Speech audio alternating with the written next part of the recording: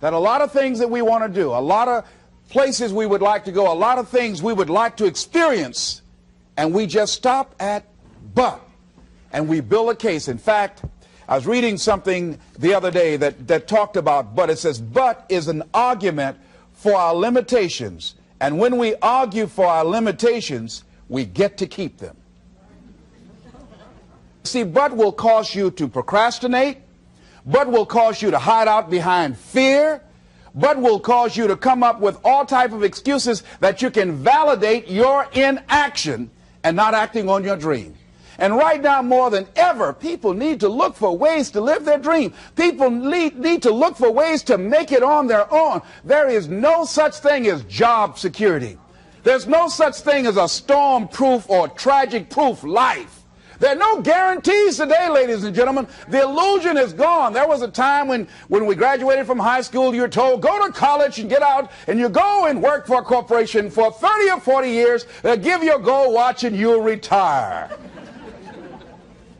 Special announcement, that day is gone. That day is gone, never to return again. So instead of people living in fear, feeling stressed out, feeling powerless, feeling like victims, I think it should be a time that we need to begin to look at ways that we can become an active force in our own lives. Look at ways when we can decide to take charge of our own destiny. Look at ways when we can decide to design a life of substance and begin to truly live our dreams. And it's time for people to decide, I'm ready to get on with my life. Shake somebody's hand on your right and left. A guy named Bob May said this, don't let nobody turn you around. Do that right quick. Now, you know, a lot of people say, I'm going to live my life one day when things get right,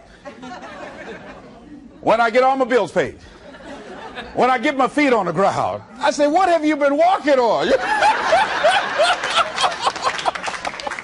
See, there are no problem-free moments. A guy named Dimples had a record one time called If It Ain't One Thing, It's Another. And I say, if it ain't one thing, it's 12 others. Always something there to build a case on why you can't move on, why you can't grow to the next level, why you can't begin to manifest your greatness, why you can't begin to live life on your terms. Always something there to block you, to keep you where you are, and keep you from beginning to develop your true greatness. Always some fear. How do we handle it? And I'm saying that if you've been hiding out behind but, if you've been using the fact that you don't have enough money or you don't have the education, take it head on. Go get the education. I was saying to a guy the other day who was saying, I said, how old are you? He says, 47 years old. I said, your sister tell me that you can't read. He said, that's right. I said, why? Well, you know, I didn't go to school. I said, excuse me, how old are you? I'm 47. 47? Yes. And you can't read or write? Yes. Have you ever heard of adult school, adult education? Have you decided that you should learn how to read to begin to expand your world? Why are you using that as a racket? Why don't you decide now that you're going to expand your world, that if other people can learn, you could learn too? Well, it's hard for me. Have you been and sit in a class yet? Have you signed up yet? No, I haven't. See, a lot of people say no, ladies and gentlemen, to things, and they don't even know what they're saying no to. They haven't even challenged themselves. He hasn't even gone to sit into a class and say, teach me how to read. Instead, it's been easier for him to go through life, he thinks, trying to play a whole con game, pretending he knows how to do something that he doesn't know how to do. And you know what? Most of us go through life like that. Most of us go through life pretending that we're satisfied where we are, pretending that everything is okay, pretending that we don't have any special goals or ambitions or desires, when really deep down inside we do really want more. But if you look at our behavior, if you judge based upon what we do, that really will tell you some true stories about people, because you have to judge a tree by the fruit it bears, not the fruit that it talks about. See, a lot of people pretend that they want more out of life, but all you have to do is watch their actions. That will tell you something. So I used to pretend that I wanted to lose weight, but how could you tell I was pretending? Watch me when I have a piece of sweet potato pie. Let me get within walking distance of some peanuts, some potato chips. See, I was pretending that I really wanted to lose weight. No, you just watch what I eat. I tell you what I'm seriously committed to. People tell you, oh yeah, one day I want to have a restaurant. See, they're pretending they want to go into business for themselves. They're not serious. How can you tell, Les? Watch their actions. Watch what they're doing. The proof is in the pudding. So if you want to do something, if you thought about something you want to do, take it head on. Decide that you're going to start looking at it, start doing research on it, start tackling it, start becoming involved in whatever and wherever it might lead you to begin to explore the possibilities in that particular thing that you're seeking so that you can begin to learn all you can about it. Decide that you're going to face it, that whatever shortcomings you have, that you're going to strengthen yourself there. Whatever training that's required, that you're going to go get that training. That you're going to get started right now. As George Washington Carver would say, do what you can, where you are with what you have, and never be satisfied. S.B. Fuller used to say, and you heard Joe Dudley talk about, always strive to be more than that which you are. Yeah, don't get satisfied with yourself. Always know that wherever you are, you can enjoy more, that you deserve more. But most people, you know what they do? Most people go through life quietly and safely, tiptoeing to an early grave. Find out what it is you want, and go after it as if your life depends on it. Why? Because it does. People that have found their passion, people that found the things that they love, people that have found the things that they can pour their lives into, those people live longer. I was in New York and I had to do a seminar at a special church, and a guy by the name of Reverend Johnny Youngblood. And I said, how is it that you were able to build this big housing facility and got all of the various community and religious groups together to have this dwelling for 2,000 residents that were once homeless? How were you able to take on this responsibility? Wasn't it overwhelming? He said, the kind of work I do, he said, it's in me. I've got to live what's in me. And I think that's everybody's desire in life. You've got to live what's in you. Life is just too short and unpredictable. But what do we say? But there'll always be tomorrow. Oh, no. There's no guarantees you're going to show up tomorrow. There are a lot of people who were here yesterday that they're not here today. There are a lot of opportunities that were around yesterday. They're not here today. Oh, you can wait, but you know what Abraham Lincoln said? Well, good things might come to those who wait, but only the things that have been left over by those who hustle. So who want to go through life picking up leftovers? You deserve much more than that. The leftovers is somebody has left you. So take it head on, begin to explore it. Here's something else. Decide to do it now. Decide whatever you want to do, that you are now going to become actively involved right now, exploring the possibilities for you. That you're going to look at it and do just a little bit of it right now. When I decided to become a speaker, I didn't just quit my job and just ran out and say, I'm a motivational speaker. No. What I did was, I decided to start looking at other people that were involved in the speaking profession. I volunteered to work with some speakers so that I could learn. Whatever you want to do, get your feet wet. Gain some experience doing some volunteer work in the area and find out whether or not this thing you want to do will fit for you. A friend of mine told me he wanted to have a restaurant. I said, have you ever operated a restaurant before? He said, no. I said, well, really, you don't even know if you want one. I said, what's your expertise? What do you bring to the table? He said, I can cook real good. I said, well, what about the management side? What about the business part of the restaurant? You're not going to be cooking all the time. Somebody's got to receive the money. Who's going to manage the personnel? He said, you got it right. You got a point there. So this guy got a job in a restaurant in the evening time on a part-time basis. After doing that for a while, he said, you know what? I think I just want to be a chef. He said, after working there, people didn't show up to work. He said, it's hard to find the help. People weren't responsible. The headaches, the guests were just giving him problems day in and day out. They weren't ever satisfied. He said, no, I just think I'll stick to cooking. See, you got to find out what fits for you.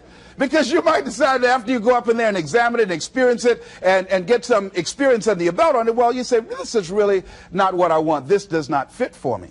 So decide that you're going to do that. Now, John H. Johnson said something that's very important. He said, there's no defense against an excellence that meets a pressing public need.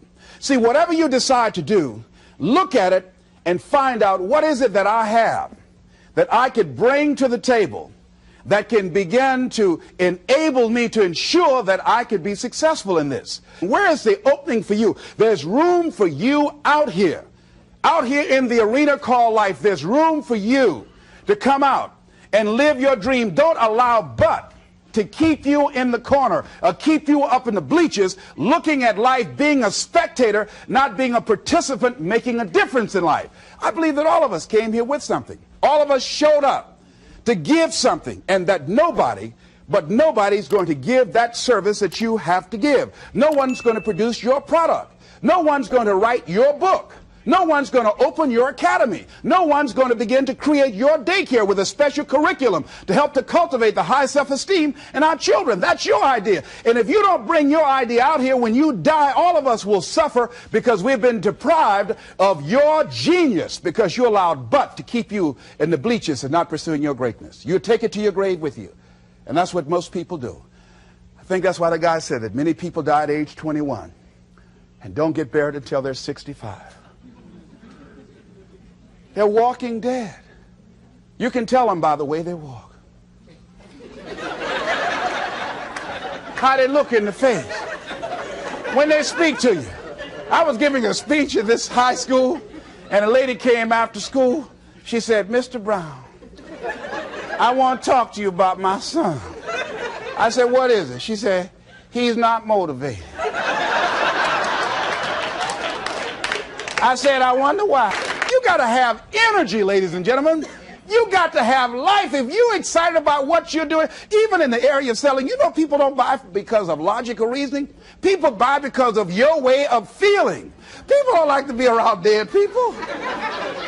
No, let the dead bury the dead. No, keep them away from you before they grab you and want to hold on to you or something. So the fact that whatever you do, you want to be excited about it. You want to have the kind of excitement that is so contagious that people want to be around you. Because whatever you're doing, whatever you talk to people about, this particular idea that you have, they're looking at you and they want to know, do you believe it? And are you the kind of person they want to be in business with? And if you're not positive, if you're not energetic, if you're not fired up about it, how can you expect anybody else to be fired up about your idea? Am I right? All right, repeat after me, please. I'm going to be fired up about my dream. I'm going to go at it with everything I got. Shake somebody's hand on your right and left and say, "You got what it takes." There are a lot of people who say, "But I tried once or twice and it didn't work out."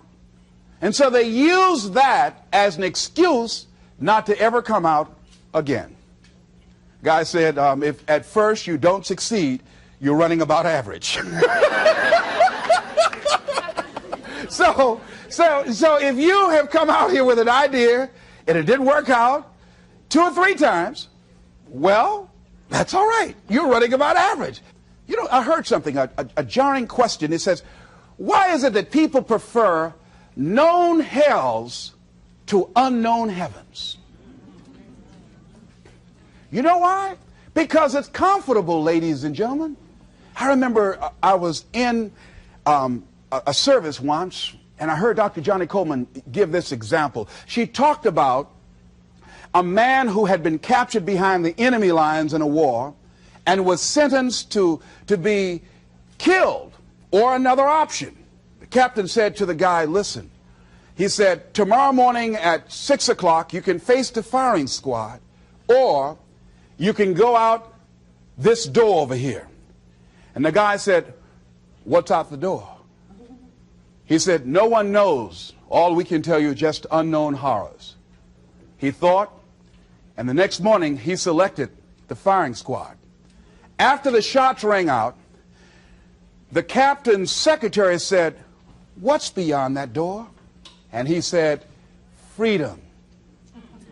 But very few people would select to do it because it's unknown. See, a lot of people never live their dreams. A lot of people never do the things they want to do. A lot of people stay on jobs where they're miserable. I read an article called, "Is Your Job Making You Sick?" A lot of people, some of y'all know about that already here. So go on and say amen. It's all right. That one lady told me, she said, when I used to go to work, she said, when I stepped in the door, it felt like a refrigerator dropped on my shoulders. How many of y'all understand that kind of feeling? They were miserable, just hated to go after 60 minutes on Sunday afternoon. Or come Monday morning, my head used to throb. I just couldn't take it. Didn't want to go sometimes just for the heck of it. I just drive on by. I used to hate to go to work. Many of us choose an active living death. Many of us are walking dead. The walking dead. That we're not doing what we want to do. Many of us stay in relationships where we're dying together rather than growing and expanding and living together. We're miserable, but because we don't have the courage to see ourselves beyond that relationship that has turned toxic, we go through life living dead people. And you can always tell couples that have been together for a little while. Go in a restaurant, the ones sitting side by side, giggling and talking to each other, feeding each other with their fork and spoon, they just got together for 1 week. You see them in the car, they're sitting all up each other, hugging and slugging. Oh, they've been together about 3 days, all right? But if you see people sitting in a restaurant, see a couple, and they're sitting in front of each other. Takes so long for this food, I wonder when they're going to hurry up. Those are the married ones. Oh, but what if I know people have been married for years, living in 2 separate rooms, sleeping in 2 separate beds? Well, it's cheaper to keep it. Not necessarily. It's according to the price you want to pay. See, the price of peace of mind, the price of living the truth, of being honest with yourself and say, wait a minute, it's got to be more than this. So you've got to decide, wait. Even if things don't work out, even if I experience defeat or failure, that does not make me a failure. It's a difference between failing and being a failure. If things don't work out, if you don't produce the results you want, that's all. But don't confuse who you are with the results that you produce. I used to be a state legislator in Columbus, Ohio. And I remember once I was going to introduce some legislation on the floor, and after getting that legislation passed, a guy came up behind me, and he had some legislation that I opposed him on that. And I was about to stand up to debate this guy, and the guy next to me said, excuse me, don't debate that guy. Why? Do you know who that is? I said, no. It's Will Konsky from Toledo. That's a bad dude. He's a lawyer, Les. That man can debate. I don't care. I'm Les Brown, Mamie Brown's boy.